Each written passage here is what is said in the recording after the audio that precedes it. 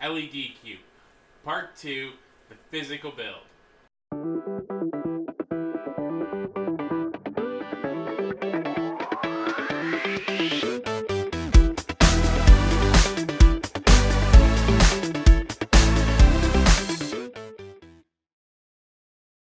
Hi, and welcome back to the lab.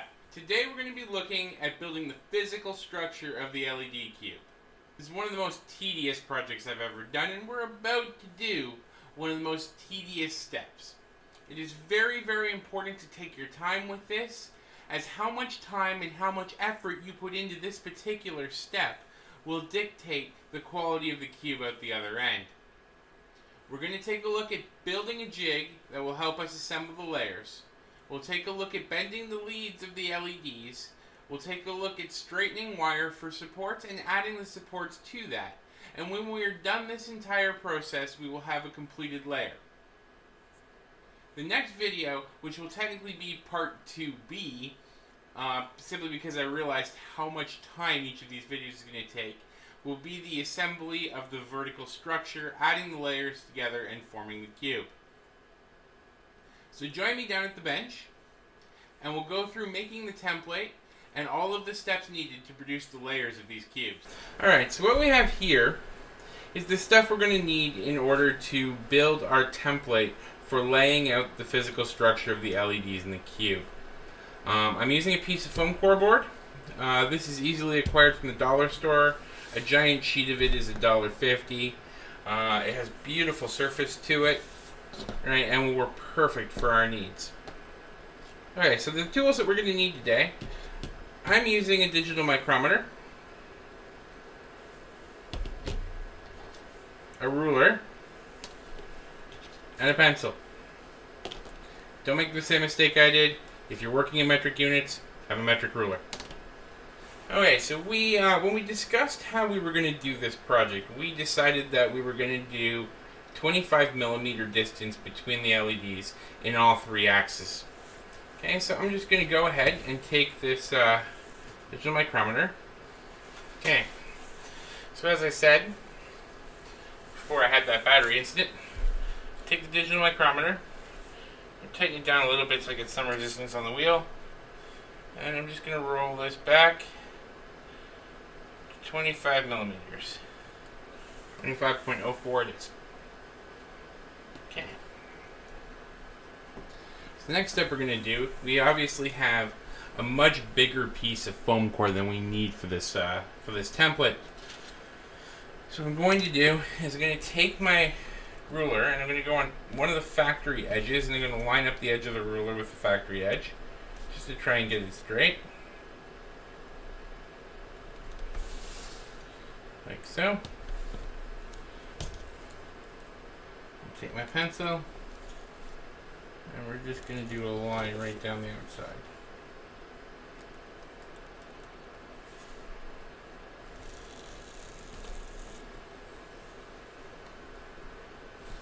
Okay, and that will be one of the lines that we measure off of to ensure that we have plenty of room on our foam core board all the way around. So again, I'm going to do the same thing from a factory edge. Try to maintain a perfectly right angle there.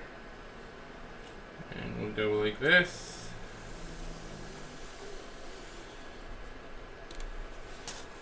Alright. So now we have an origin point up here. Okay? Everything after that should be 25 millimeters apart. So what I am going to do, in position like so, putting one point on the origin, and mark the next point. Okay. And we're going to go back over to here, point on the origin, mark the next point, point on the origin, mark the next point. And we're just going to keep repeating this process all the way across until we have 8 points that we need to plot out from.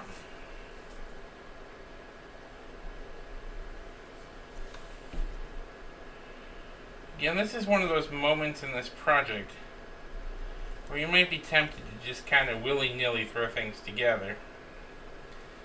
But to be honest, the more time you take here, the much better result you're going to have out the other end. So we now have 1, 2, 3, 4, 5, 6, 7, 8 points. Okay. So once again, this time over on the other side, you're going to once again put this up against a factory edge. I'm going to draw a line across this that is way too far for what we will need for our template. Okay. And then we are going to do the same thing over again, using this point over here as an origin. So we mark 25 millimeters there, 25 millimeters there, 25 millimeters there, 25 millimeters there, 25 millimeters there, 25 millimeters there, and 25 millimeters here. That should be 1, 2, 3, 4, 5, 6, 7, 8. Alright. So we're going to go ahead and take our ruler again. We're going to connect those bottom two marks where LEDs go. And we're going to draw a straight line straight across there. And we're going to do that on every set of ticks we have.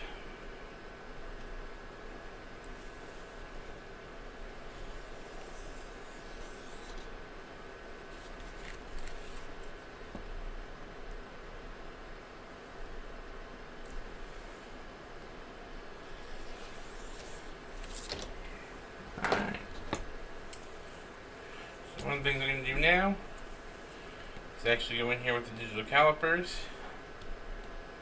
and just visually check each of the spacing in the line. As you can see with that one, that's probably your best angle right there, is actually 25 millimeters across at various points.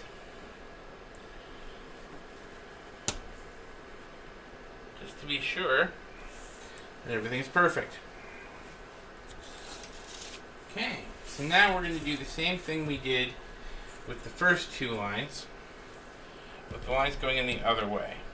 Okay, so we're going to take our digital calipers, we're going to put one point on the origin here,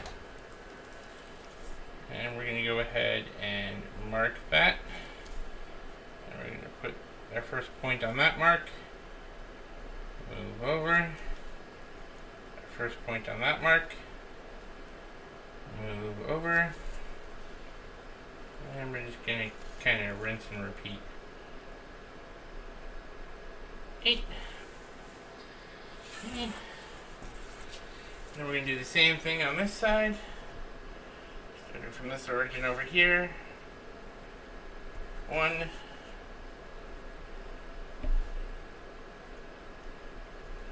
2, 7, which should be 1, 2, 3, 4, 5, 6, 7, 8.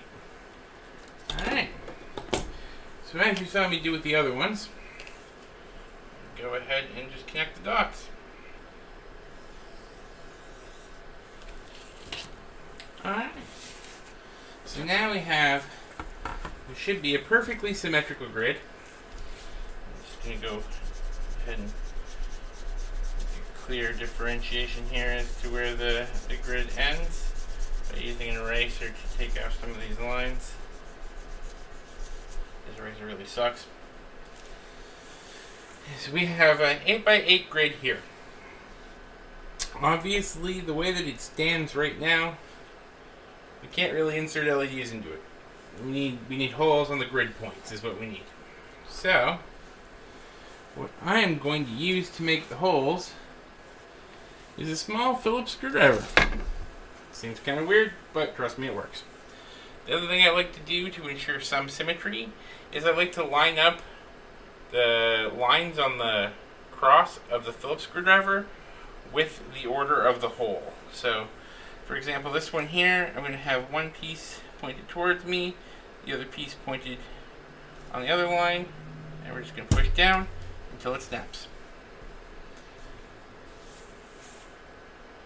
And we're going to do this 64 more times.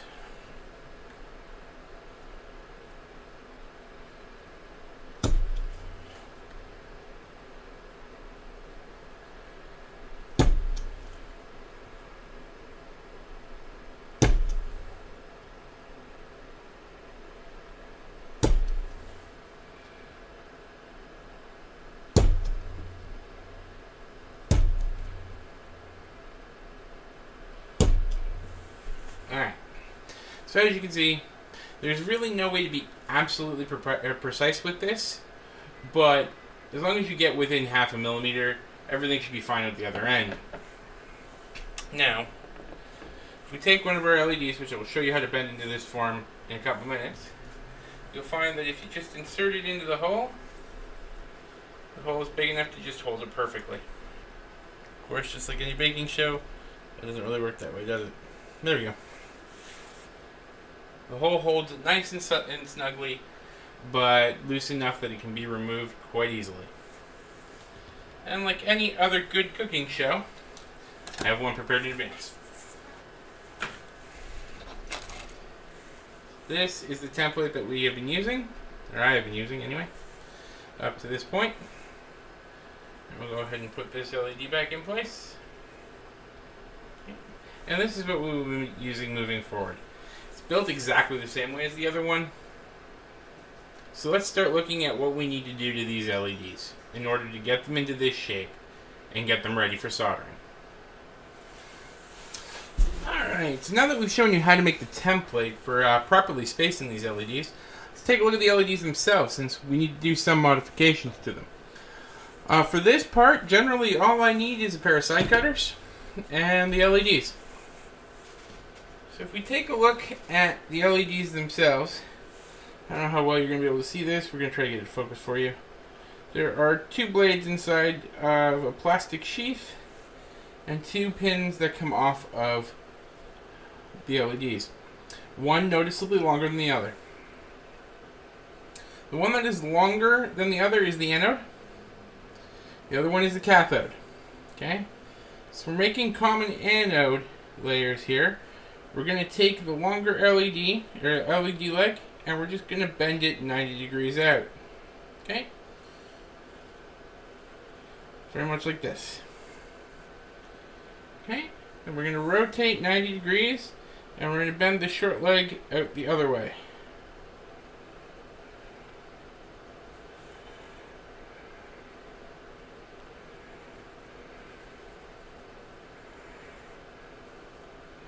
Like so. So we wind up kind of an L shape here. No matter if it's not perfect. I don't know how well it's going to come through in the video. There's a little nub on all of these at a specific distance apart. I have been using it as a way of measuring where to bend the cathode lead down. Like so. So that's all the bending that we have to do on the LED. I take my snips and I cut right there after that little nub thing on the anode, and I leave about 5 millimeters going down of the cathode. Simple? Yeah, now we're going to go do about 600 of these.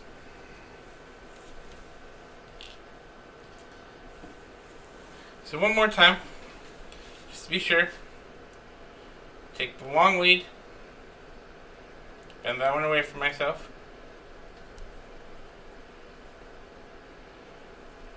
Okay, just like that.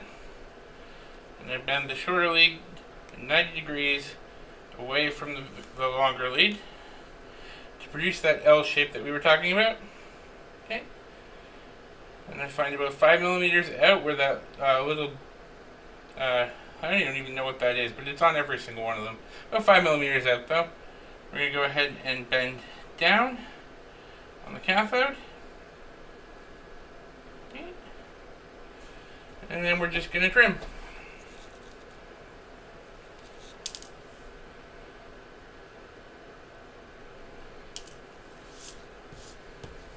And it's as easy as that. Okay, so like a good baker, I've always got one prepared during the baking show for things that take a little bit more time. So I have this template that I've used for a few of the LED cubes at this point. So we are going to go ahead and we're going to start the assembly of this cube.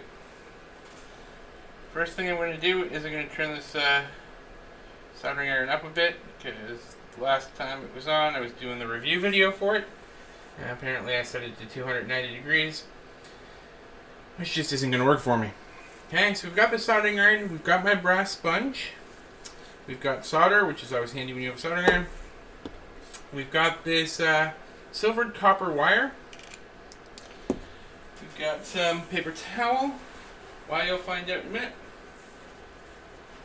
I'm just going to take a square of it, fold it up and put it beside me.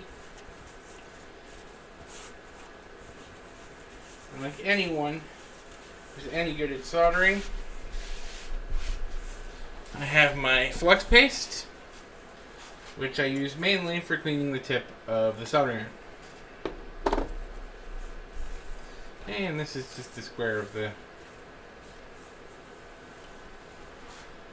paper towel. Okay, so why do we need the square of the paper towel? Well, this silvered copper wire is tarnish resistant. It's not as resistant as I would have liked. So some of it is tarnished. So what I like to do is, before I straighten it, I literally just pinch it in the paper towel and I wipe downwards. Pretty much like this. It tends to take some of the tarnishing off. Okay. So we're back out at this view because I realized when editing that footage that I did an absolutely horrible job of showing you how to stretch this, how to stretch and straighten this wire. So we're just going to go through it this way, where I think you can get a better view. We're going to take a piece of the length of the wire out like this. We're going to grab our hemostats. We're going to clamp onto the end of that wire. Okay. I like to rotate 90 to 180 degrees, and then just pull. When it snaps, it's usually nice and straight at this point. So what we can do now is just take our side cutters and cut that piece to length. So one more time, just in case you missed part of that, we're going to pull the length of wire off of the spool. We're going to go ahead and clamp our hemostats down on that wire. We're going to rotate 90 to 180 degrees, and we're just going to pull until it snaps. You will feel the wire stretch. Once the wire starts to stretch, you know it's going to be nice and straight. We grab our side cutters, and we cut it to length. That's all there is to that. Each layer, as I said, is going to need 12 of these, and then we're going to need 64 vertical ones. So you can either go ahead and do all of that now, or you can do 12 now and just get one layer done, so that you don't drive yourself insane. There's been a lot of repetition here, and there's going to be more. Okay, so we've gone ahead and we've created all the individual pieces of what will become a layer. We've bent the legs of the LEDs. We've created our foam core template here with the holes punched for the LEDs to sit in. We've placed the LEDs into said template. We've created our straightened silver copper wire pieces, which is what will be used to create the framework for this lattice structure. At this point, it is time to begin soldering and assembly of the layers. This is the point when you realize just how much soldering is involved in this project.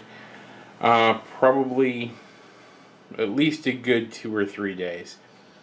If you're not good at soldering now, you will be by the time you are done this project. One of the key tips is to have a decent soldering station and to keep the soldering tip as clean as possible. I like to use a canister of flux just to kind of shine up the tip, and a brass sponge to take off the excess flux and solder after. One of the tips that I have learned with assembling these particular layers, it helps to tin the legs of the LED that you're going to solder. So what we do is we just heat the area and touch the soldering iron, or touch the solder to the leg, and let the leg melt the solder. Right, this puts a little bit of solder on the legs and will make attaching the cross braces so much easier later on. There is one thing to note here, and that's that LEDs do not particularly like heat. Right, so you want to work as fast as you can and as clean as you can. So that's one row done. Next we go ahead and position the second row so that the horizontal pins coming off the LED are nicely lined up. And once again we're going to go ahead and just tin the legs of the LED. Now this is just like tinning a wire, and you'll often be tempted to forget that you need to keep cleaning your soldering iron. So what I'm going to do is every 2 or 3 LEDs, just a little bit of flux and into the copper sponge. That will ensure that the tip stays nice and shiny. I must admit, this project is a lot easier when you have a very good soldering station. I have used $1,300 welder soldering stations in my career as an electronics engineer, and I always thought that they were phenomenal. And then I managed to get this Heiko. Right, this is the FX888D. Right, this soldering station is roughly $100. You can find them on Amazon. I'll leave a link in the description of this video. And it is by far one of the best soldering stations I've ever used. If people are interested, I'll be more than happy to do a full review of this one, plus the other more portable soldering station that I use for the majority of in-field repairs to my quadcopters. Okay, so I'm now done 2 layers of this, 2 rows of this. So what I'm going to do is I'm just going to take a second and I'm going to zoom into the 3rd layer. Okay, so what we've done is we've gone ahead and come in from that wide view that we had before, and I'm just looking at one specific LED just so you can get a better look at the tinning of the leg. You can see the lead coming off to the left here. Right? What we want to do is we want to just place the soldering iron against it very briefly and then touch the solder to the lead and let the lead melt the solder. And the solder should not necessarily have to touch the actual tip, other than it being tinned just in a normal practice of using a soldering iron. Okay, so now we're back out to a normal view. So I'm going to go ahead and I will probably speed up this section of the video because this section will get boring quite quickly. Right, I'm just going to go ahead and solder the rest of these LEDs. Again, for this, you just kind of want to go as fast as you can. Right, again, because LEDs don't like heat. And I have found that usually when I finish a layer, at least one of the LEDs have burnt out because of the heat. I also find it useful to, as I work through the layers, that's when I adjust and put the LEDs into place. Sometimes it makes it easier to tell where you've already done. Right, and what's... You can see each leg here is just getting a nice coating. Right, just a little pre-tip of solder on each of these. And we now reach the halfway point of the prep work for assembling this layer.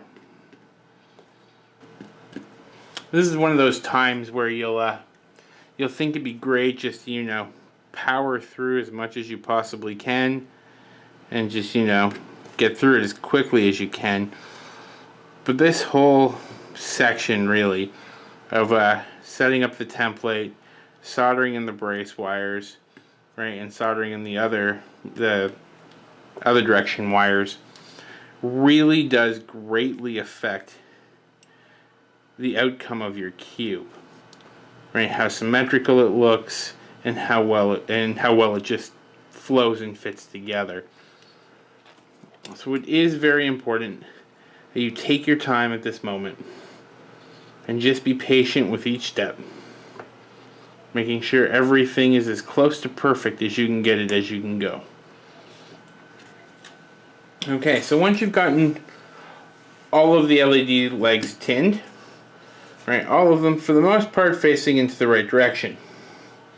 Right, what we want to do now is take some of this straightened copper wire, and I like to, for the first part, just to place it there. And this is where some of the benefit of pre-tinning a couple of the legs comes in, because we can just take our tweezers, place it over top of that leg, let's say, and just temporarily solder it in place. You might get lucky, it might be your final solder joint. It's hard to tell.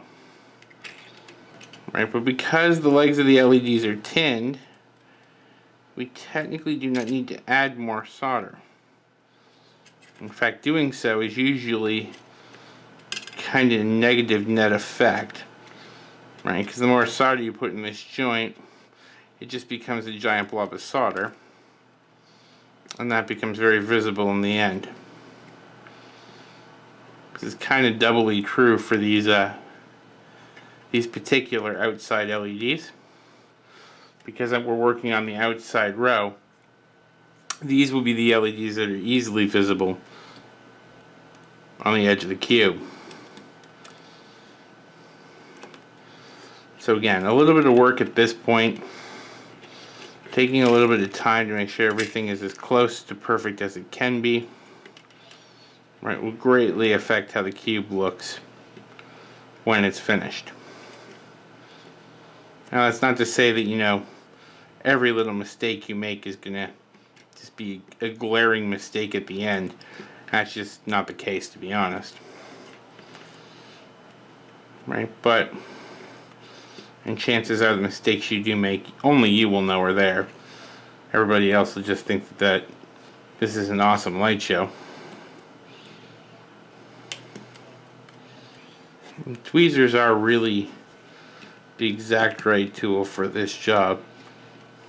Right, what I'm doing now is I'm just looking for the obvious malformations in the solder, positioned in large solder blobs that may be there.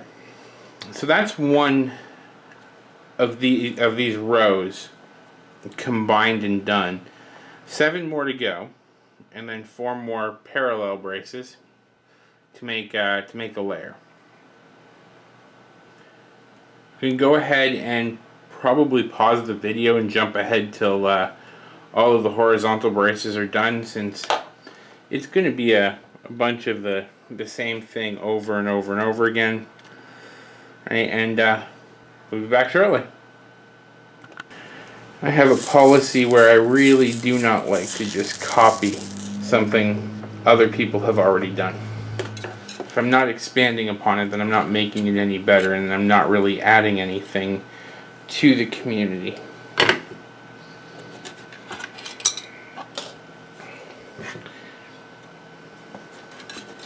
Alright, so all of the rows are now done, and it's time to add the cross members here, which will give this more strength. Now, I've seen a lot of people out there that are tempted to only use 3 cross members going across. And yes, 3 will work, but your layer is going to be a lot more flexible than I think you want it to be. So for all of mine, we're going to go ahead and use 4.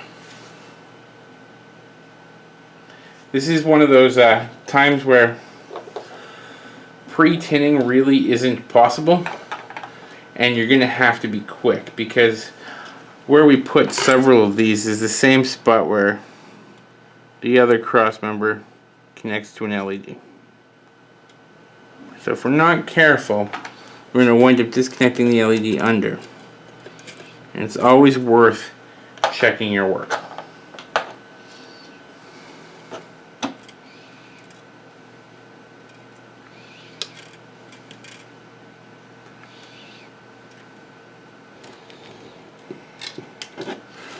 As you can see by that, I just kind of cut them off at the edge of the LED. Right now, I've given the cross brace a little time. I can see that, like right here, this one right here didn't join well. So we're going to take the soldering iron once again, and we're going to go and put a little bit of pressure on that, and we're going to heat the collection up. And then what I told you to be careful of just happened to me. Where the LED attachment from the one below gave out and moved because the solder melted. So we'll just fix that. And I know I've said it a dozen or so times on this project, but take your time with this. An old adage that was always taught to me: you can't mess up fast enough to succeed.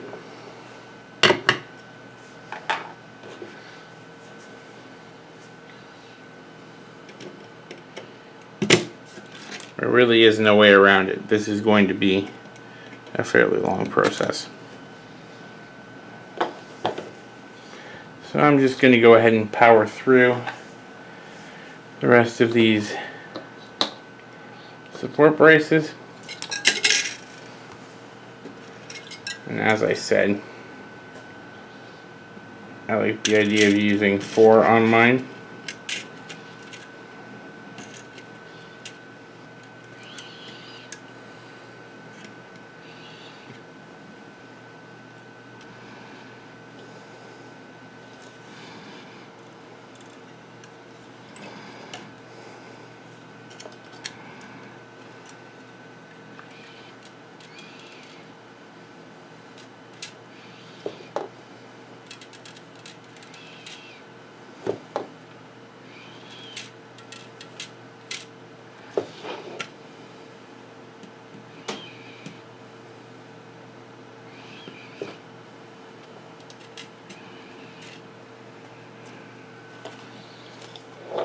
Alright,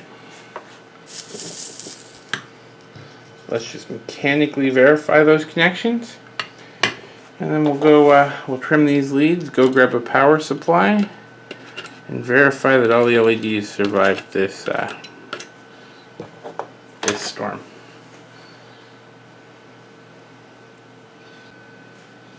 And we're back. As you can see at the top of your screen, partially because I'm lazy, I just grabbed my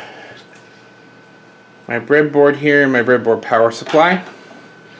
What you'll see is that the 5-volt rail that comes off of the breadboard goes through just a standard resistor. I'm not even sure what the value is, I just know that it's enough for a blue LED. And comes out this gray wire, which we will be tapping along each piece here. And now what I'm going to do with this wire is we're just going to temporarily kind of tack solder it in place.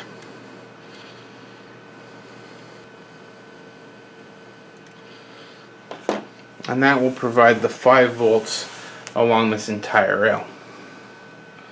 Right, along this entire layer. So then I'm just going to turn the power supply on. And I'm going to grab that lead. And we're going to go to each LED and touch the other lead. And just verify that they all light up.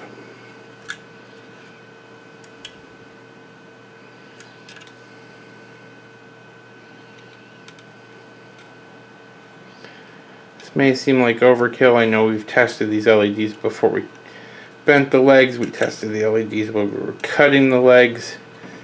Now we're testing the LEDs once they're soldered in place. But again, finding out that one of these LEDs is dead after all the layers have been assembled, well, that's just a bad day. I know my hands are in the way when I'm testing these, but trust me, they're all lighting up. Now that works better. Now you can see.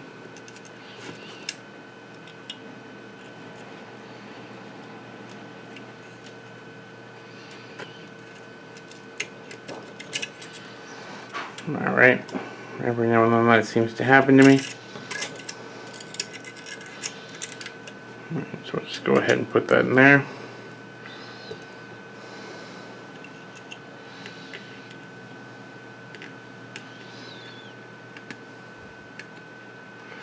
And again, because I chose a random resistor value here for these LEDs, this will obviously not be the final brightness. Also, we are only feeding the LEDs 5 volts at this point.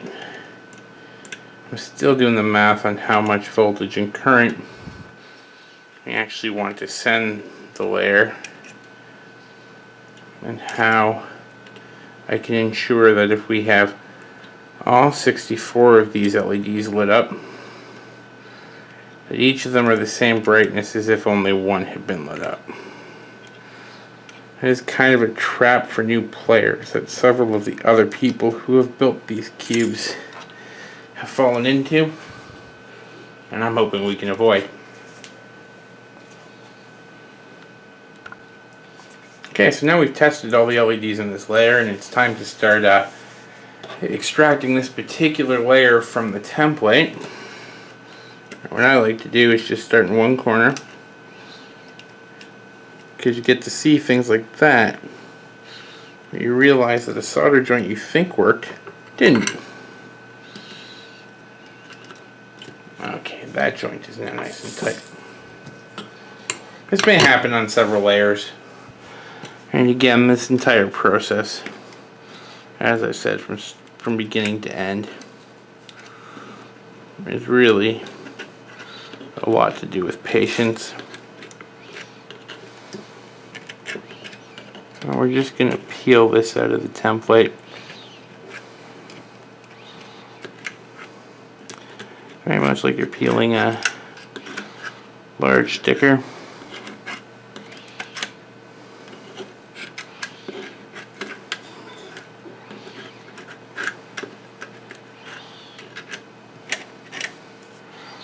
If you built your template right, the LEDs are supposed to be snug, so the whole layer does not easily jump out.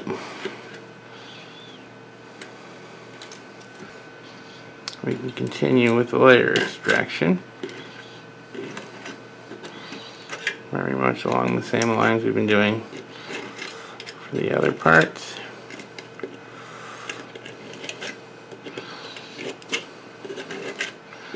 The more layers you make, the more you'll start to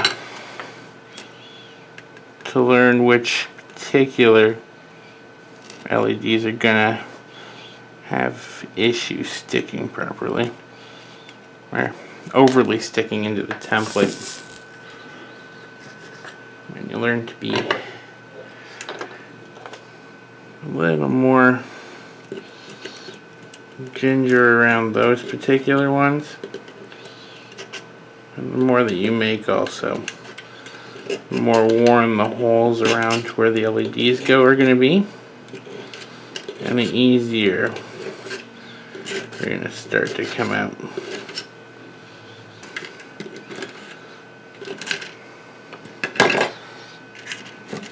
Oh, a couple of stragglers. There we go. So what we end up with is a slightly fragile, but still a lot more robust than one would think it should be, grid of LEDs. Alright, so that's one. 7 more. Okay, so now you have all of the steps that you need to create the layers for your 8x8x8 LED cube. When you're done, you should have layers that look very much like this. Right, they're a lot less fragile than they used to be, but they're still pretty fragile, so be careful with them. In the next video, coming up very, very shortly, the part 2B, I guess, we're going to talk about assembling this into the 3-dimensional cube, putting the layers on top of each other and running the common cathodes down to the main surface. We'll also look at building the PCB that's going to go on the bottom of this, and that this cube will be soldered to. That will bring all of the leads, all of the lines out to the edge and make it much easier for prototyping and wiring the electronics after. So do me a favor, if you like this video, give me a thumbs up. If you don't, tell me why in the comments below. Don't forget to subscribe.